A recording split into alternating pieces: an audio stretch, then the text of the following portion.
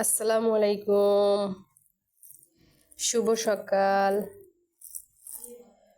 গরম ভাতে এরকম ডাউল ভর্তা থাকলে কি আর কিছু লাগে? দেখুন, মসুর ডাউল ভর্তা করতেছি। শুকনা মরিচ পেঁয়াজ ভেজে নিয়েছি।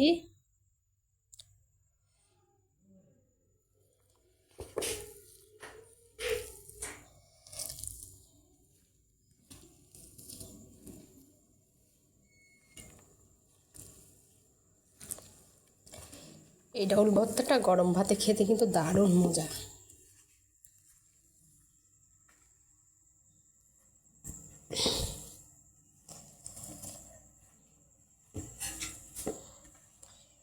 কে কে এই মসুরির ডাউল ভর্তা খেতে পছন্দ করেন কমেন্ট বক্সে জানাবেন। সবাই